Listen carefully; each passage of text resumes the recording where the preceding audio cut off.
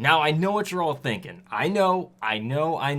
What's up everybody and welcome back to the Werewoof Reactions. My name is Wolfie and today we're going to be taking a look at issue number 2 of the IDW Sonic the Hedgehog comic series spin-off called The Bad Guys. Bad Guys. Let's go! Shadow Basketball! Okay, so if you guys are new to these comic reviews, here's how they normally go. First, I tell you what I liked about it, what I didn't like about it, and then I give it a score. But first, I must read it back to you in an overly dramatic fashion. And I do mean overly dramatic. But before we get to that, can I ask one tiny favor? For those of you who have been here, you already know what to do. You've already done it as I said this. But for those of you who are new here, why not scroll down just real quick? Scroll down, hit that like button, it'll help me out, and it'll only take a second, and I can wait. See? That wasn't so hard, was it? Thanks, you guys. Also, if you're not subbed already, why not consider subscribing? We're almost at 18K, and I make more videos like this all the time when they come out. Consider it, please. Anyway, with all that said now, let's get into issue number 2 of the IDW Sonic spin-off, Bad Guys.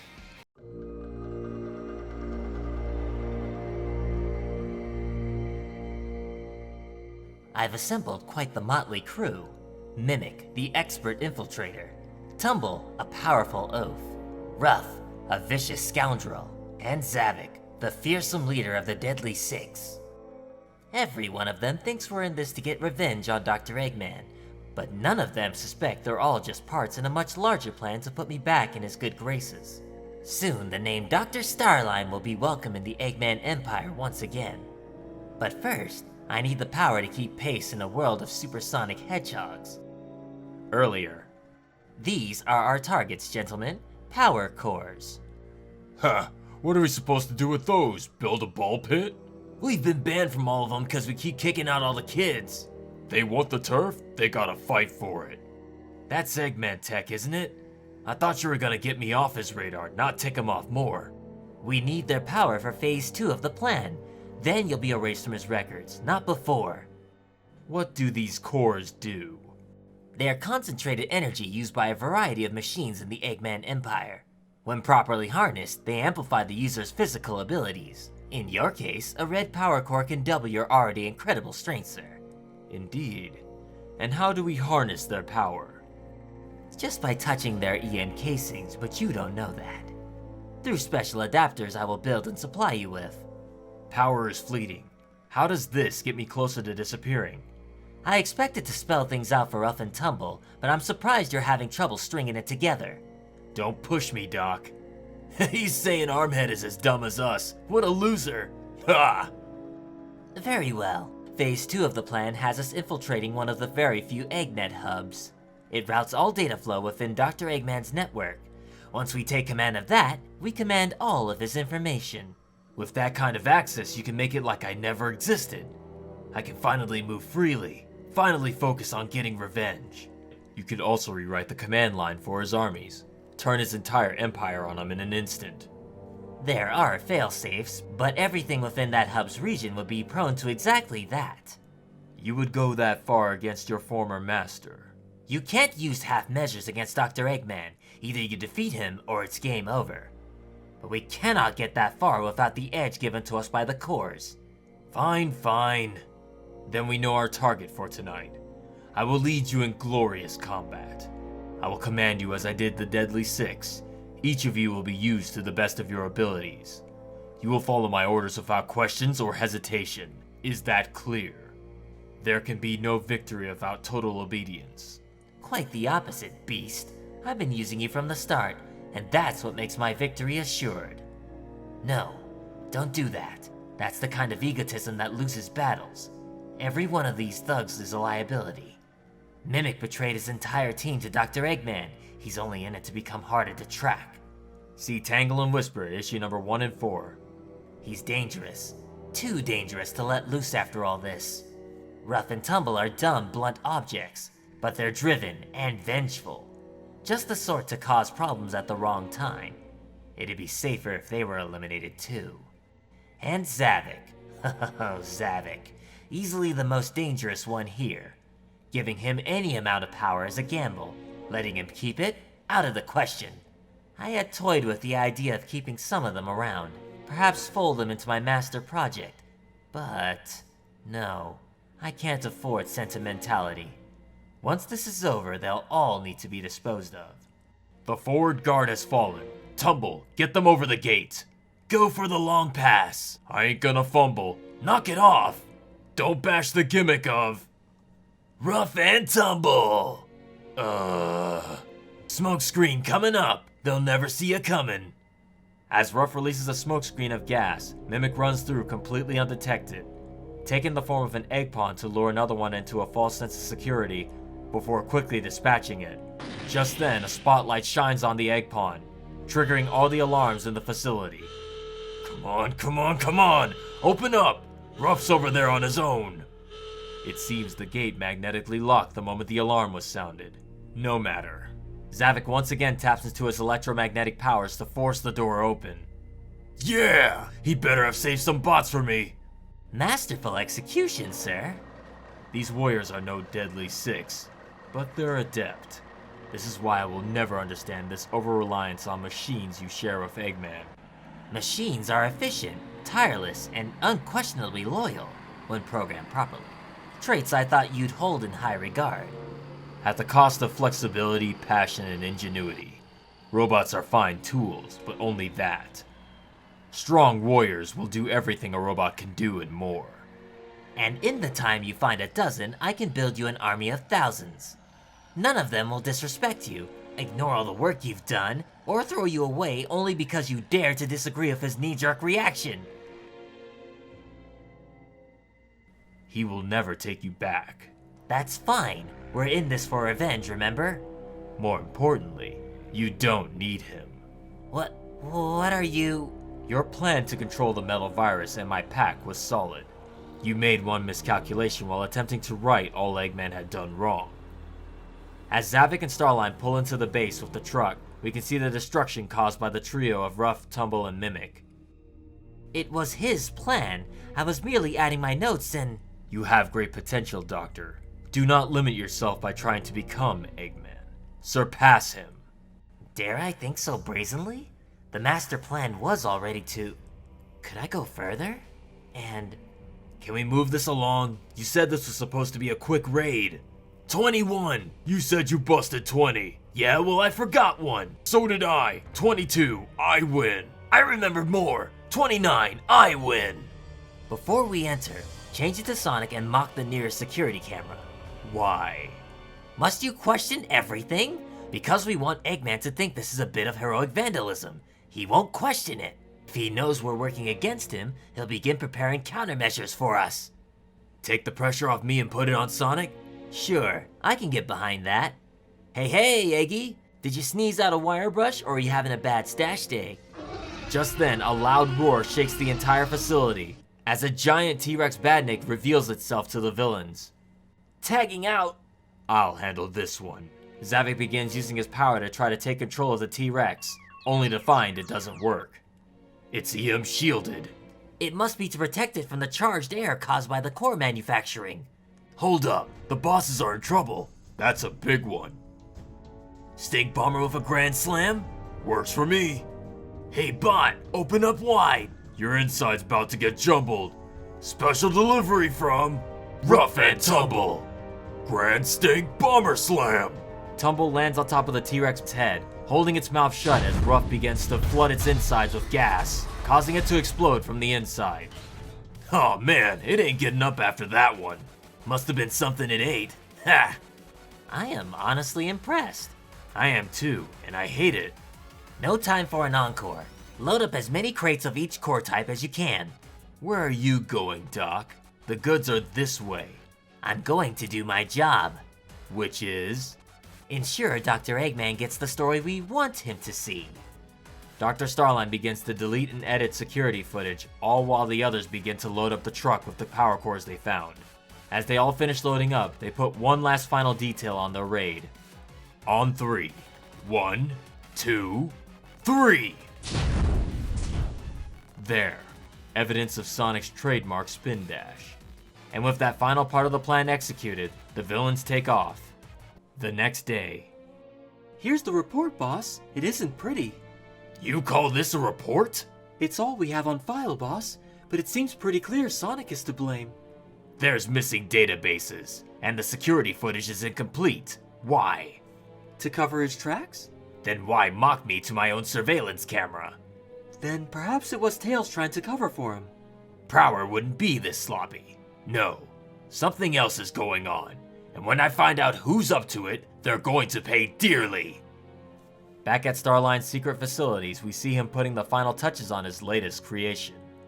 Zavik has a point. No robot I've built would have been able to do what Rough and Tumble did.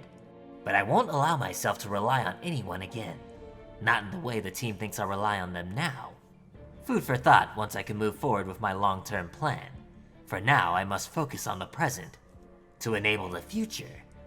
And I'm one step closer to achieving that dream now that I have this. A means to ensure I never have to rely on anyone again. In the next few panels, we can see Starline testing out his new creation, moving at supersonic speeds, utilizing new agility, and strong power. Success! Now I can contend with the self-proclaimed heroes of the world, with the power of the Tricore. Next time, Power Grab. And that was issue number 2 of the Sonic spin-off, Bad Guys. So before we get to this, I want to say something off the bat. This book made me do something I never thought I'd do, and that's have an opinion on Zavik that wasn't negative, for once. Before we get to that, let me just quickly cover what happened in this book. So let's get our review started, shall we? Alright, so this book starts us off with a lot of exposition. And normally I'm not too keen on exposition-heavy books because it covers a lot of stuff those of you who have been reading along with me already know. We already know most of these villains by now, but the exposition stuff is for people who are jumping into this book for the first time or maybe aren't familiar with these characters, even though they probably should be if they're jumping into number 2 of a 4-part series. That being said, a lot of exposition that kind of gives us the rundown of who these characters are, once more, and a recap of Dr. Starline's plans to try to get something from this Eggman base. That something winds up being the power cores from Sonic Heroes. How funny they brought that back, right? So a lot of people were saying in the issue 33 review I did about a couple of weeks ago that... Oh, we'll get to that in just a second. Oh man, I'm jumping the gun. Okay, so listen. So they're trying to get the Sonic Heroes cores, the power type, the fly type, and the speed type. Again, if you've played Sonic Heroes, you know what those do. It was a key part of Sonic Heroes, but they're bringing it back for this story beat. Right off the bat, we see it starts off with a flashback that kind of lets us know what Starline's plans were for the whole crew, with Zavik, Rough and Tumble, and Mimic, and how he brought them in and tells them pretty much what the rundown is. And already at the start, we can kind of see how the plans aren't really gonna go well. When you get these many villains together, there's gonna be issues with them. For example, Mimic is extremely paranoid and he asks questions all the time. Like, he's always asking why. Why are we doing this? Why is this this? Why is this and that? And that's kind of working on Starline's nerves. It's kind of funny to think about that the guy who betrayed his team, got them all killed, is the one who's always asking the most questions. Like, he's the most suspicious of Starline's intentions of everybody. And this is a group of villains, mind you. So it's kind of funny to think that. Then again, I guess it makes sense because Mimic is a lot of people have it out for him. And I think he knows that. So he kind of wants to know everything because in his mind, everybody's out to get him. So it's just kind of funny to think that. Rough and Tumble actually pulling their weight in this book. I kind of shrugged them off as like kind of grunts, like powerful grunts, like a more powerful version of Scratch and Grounder. Almost the same intellect level. Like, Scratch and Grounder were weirdly competent sometimes, but ultimately got undone by their own stupidity.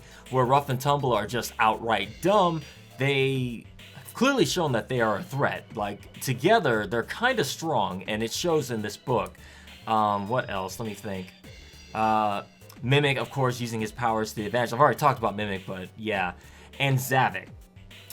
Yeah, this book, there's something that Zavik did in this book, and it made me raise an eyebrow as I read it. I was like, this is interesting. So we already know Zavik's plan is basically to use everybody, and then once he's done, much like Starline, he's going to disregard everybody. And of course, he's not very keen of Starline using him. He's already aware of what Starline's trying to do, but he's playing along with it anyway. But there's something that Zavik does in this book. He shows leadership, and I guess that's something that we kind of are hinted at in... I'm going to always harken back to the first game where Zavik showed up, and that was Sonic Lost World, where we see that he's a leader in that one. But again, I don't think the writing was good enough to really showcase Zavik's strengths as a leader. We just kind of see him being generic villain. He just doesn't really... He doesn't really do much that shows off his talents. Of course, with a comic book and, you know, better writers, you're able to see a different side of the character. There's something that he and Starline do when they're having a conversation. Starline kind of has a heart-to-heart with Zavik unintentionally while they're talking about how this plan is running down, and Starline kind of opens up to him accidentally, kind of saying like, "Oh yeah." Zavik has a disagreement with him, and Zavik's like, "Why do you have so many robots like Eggman? That seems counterproductive." But then Starline's like, "Well, robots, you know, kind of like Eggman or Robotnik in the Sonic movie, where he's like, the reason I like robots so much is they have never-ending stamina, they're loyal, they never question you, you know, and stuff like that." And Zavik's like, "Yeah, but with robots, you lose like passion and strength, like different strengths and adaptability," which is, you're kind of seeing two sides of a villainous, what's the word I'm looking for here? You're seeing two sides of a villainous coin, where Starline is all about everything's executed down to a mathematical formula. Everything is done to a T. This has to be done, this has to be done, test this, run this, stuff like that. Zavik is kind of more like, okay, we're gonna do this, but if it doesn't work, I can kind of adapt and make sure, you know, I'm using everybody to their strengths and weaknesses, right? I'll send these guys out to do this because I know what they're strong at doing. Starline is more like, I will use people. It's just cool to kind of see the two different styles. You guys understand what I'm saying? Hopefully I'm getting that point across. Like, I'm kind of rambling right now because I'm so excited with how they did it. But the most important thing that I got out of these two having a heart-to-heart is that Zavik kind of weakens Starline's overall plan, where Starline is kind of like, well, the whole reason I'm doing this is because I got disregarded because I questioned one of Eggman's mistakes. And Zavik kind of mentally, I think Zavik got to him, and Zavik kind of is like, you know, you don't need him, right? And it's like, oh man, I think Zavik's end game for this is like he's getting in Starline's head, but he's good at manipulating people. And I think that shows here, where if he is indeed kind of getting in Starline's head, I think he's going to manipulate his emotions here. He sees Starline's weaknesses, and even Starline's kind of caught off guard by it. And the fact that he just kind of taps into that and goes, yeah, you don't really need Eggman. You're stronger on, you know, you have your own strengths and stuff like that. Kind of puts that seed of doubt inside Starline's plans, because Starline's whole reason for doing this is to get back in Eggman's good graces. And Zavik sows that doubt seed in his head saying, you know, you really don't need him, right? And it's like, ooh, that's good. That's good writing right there. Wow. Zavik, the character in the comics, is great. I don't know if he actually was consoling Starline. Maybe he kind of wanted to have a heart-to-heart with him, maybe. I doubt that. I really do think this is a psychological thing, but man, I love that. That is some next level stuff that I never thought I'd see in a Sonic book, like, and from Zavik no less. This is the kind of stuff I want to see from him in the games. If this was done in the games, I'd be like, all right, Zavik, okay, let's see what you got, Zavik. But no, we get generic, oh, we're going to take over the planet, or we're gonna suck the planet dry and become stronger. Ha ha ha ha. I'm evil. It's like generic. Give me more of this. This is what I want to see. I want to see Zavik doing like leadership stuff and kind of manipulating people. I guess he does that in the game too at Lost World. But again, the writing wasn't... I feel the writing in Lost World wasn't good enough to really, you know... But anyway, I had to hark on Zavik here because I was legit impressed with that. Just that little section right there. If I could just put that section right here of Starline and Zavik having that conversation. This makes this book for me. That part right there makes that book. I love this part. I love good dialogue between characters, especially one that goes between their two strengths and one character kind of seeing through the other one's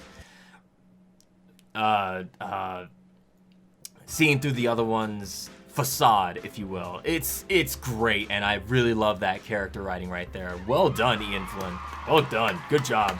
I love that part.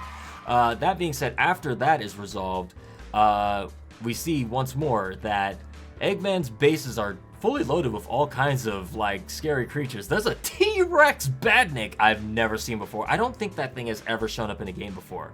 I could be wrong. I'm trying to remember. If I'm wrong, I'll put a correction down here. No need to correct me in the comments. I know what the comment section is doing already. They're, like, scrolling down, like, I gotta correct Wolfie real quick. Nope, hang on. I got it.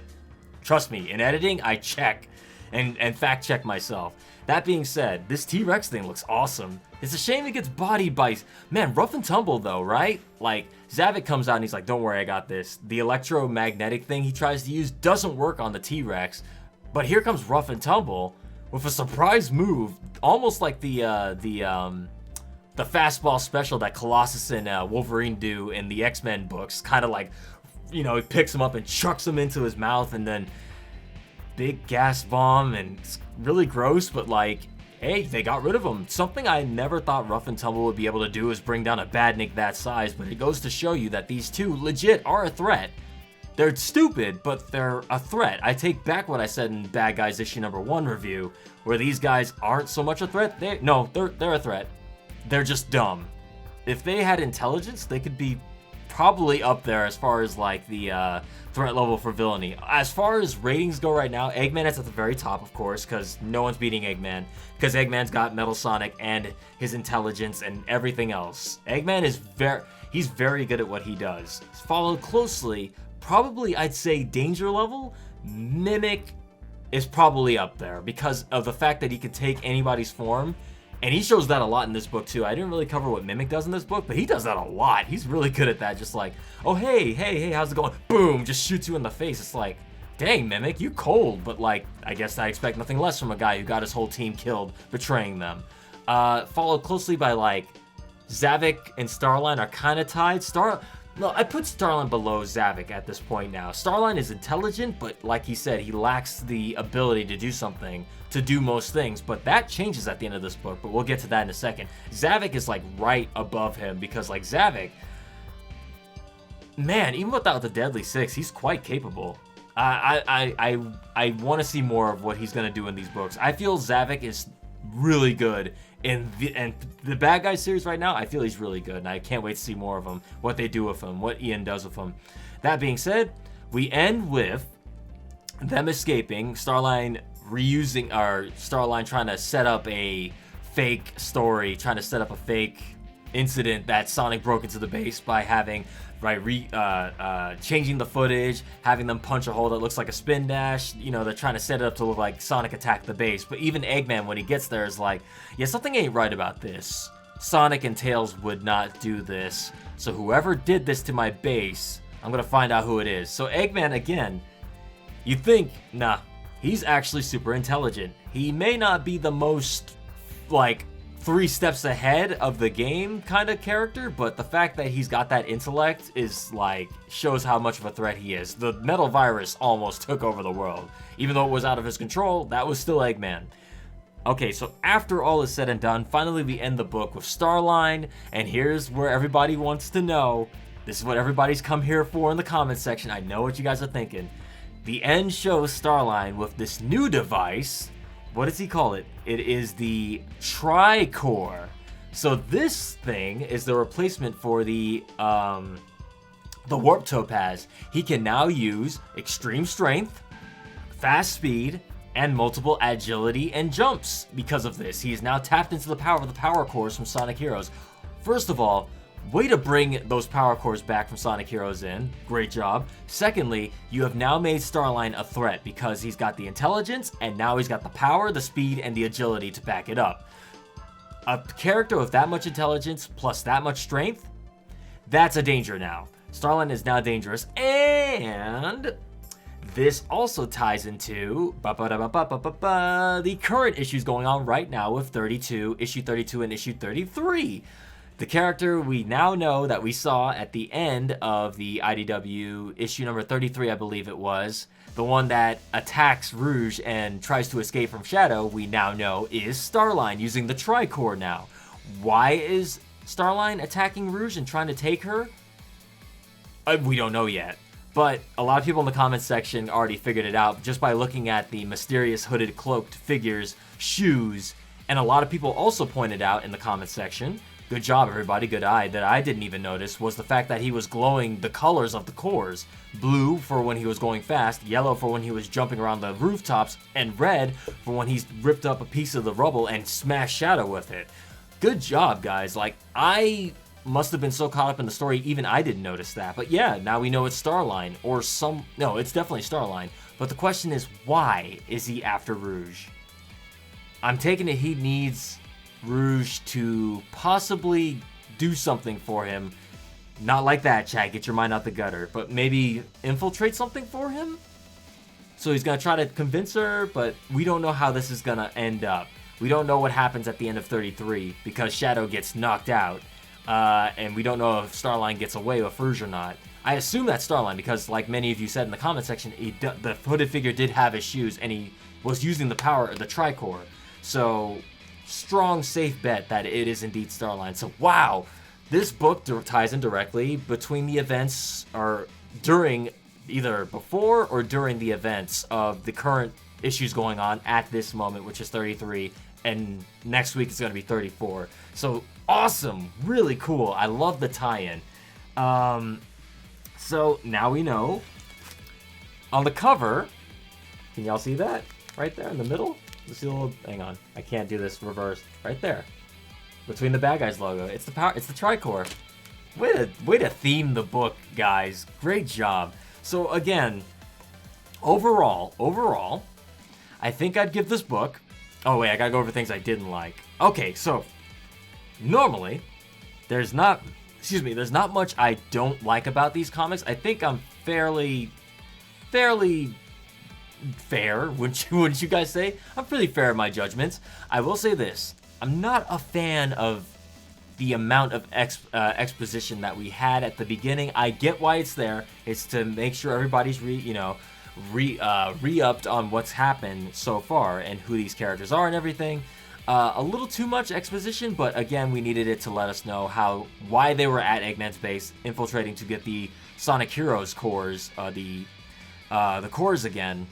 A little too much exposition, but other than that, I can't think of any other things I didn't really like. I do like that this team, they're a good team. If they weren't all scumbags trying to like get their own motives done, if they actually wanted to legit work together, I think this team could actually be really, really threatening. Probably stronger than Eggman, maybe. If they just actually wanted to work together. But Mimic obviously doesn't want anything to do with this group. He just wants to get off the map so he can go back to his revenge plot with Whisper and possibly Tangle now. Starline just wants to get rid of them, but I'm thinking he might, ever since Zavik sowed those seeds of doubt in his head now, we'll need to wait and see what Starline does with this group. Zavik, obviously, I'm kind of turned, guys, I have something to confess. I might be turning on Zavik. My opinion slowly starting to turn the opposite direction with these books. Dear God, if the Sonic 2021 game does not deliver, if Zavik is in that game, which he probably will be because Sonic Team loves to put him in, if he's in that game, I expect him to have good writing if they're going to use him. If not, don't put him in at all. Let the comics keep making this character likable, and then if he shows up in a game again, build on that. I know a lot of people are saying, well, the comics are different from the game. Listen, let me enjoy the medias, okay? I like Zavik in the comics so far. So right now, my opinion on him is changing. I like how they're doing him in the comics right now. I think they're doing good for every character. Even Rough and Tumble got a good hit in on the T-Rex at the end. Mimic, yeah, I'm sorry. I feel like I'm going in a huge circle, but like, what can I say? I like this book a lot. So overall, I think I will give this book a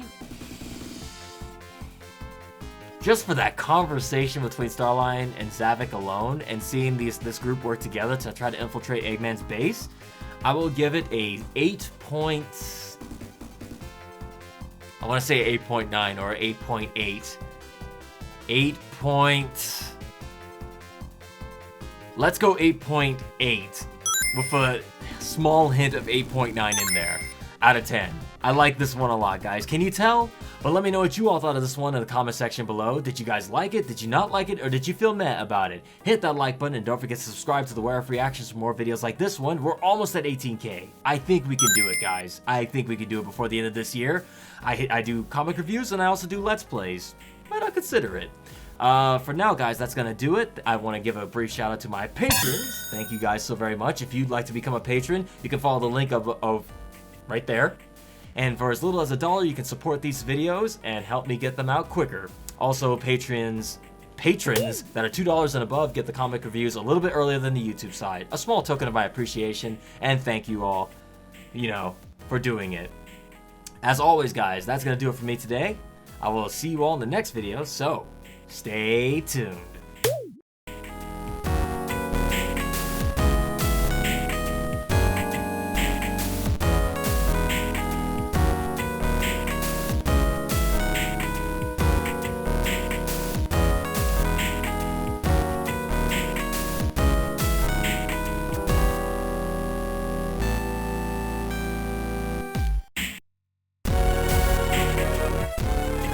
Machines are efficient.